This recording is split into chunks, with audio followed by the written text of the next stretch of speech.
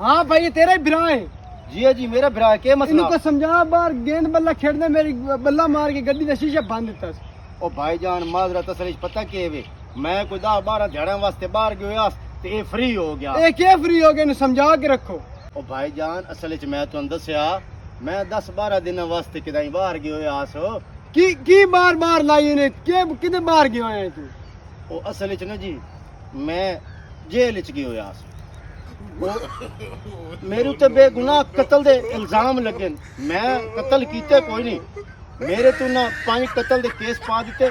मैं 4 कत्ल कीते यार, 5वां कत्ल ना मेरे ते एवें पा दिता। मैं कीते कोई नहीं असल ते बाकी तुसी याद हो ते मैं इनू समझा लेना। कौन अपना भरा है, अपना वीर है भाई, कोई मसला नहीं, टेंशन वाली गल नहीं है भाई। नहीं मैं इनू समझा देना, टेंशन नहीं है भाई, अपना भरा है। मैं समझा देना भाई ते होर कोई साडे लायक होवे ते तुसी कोई दसो। मेहरबानी, कोई मसला नहीं भाई, कोई नाल मसला साडा घर है ना तुहानू कोई चाह शाह नहीं। नहीं मेहरबानी मेहरबानी ओ बादशाह नाल घर है तुहाडी कोई चाह शाह मेहरबानी भाई, मेहरबानी यार आओ ना भाई और न पुना चाह। नहीं भाई चाह पीने तो ना ओ बादशाह नाल घर है चाह पीने बादशाह। ओ यार ओ नुकसान भर देंगे तुहाडे।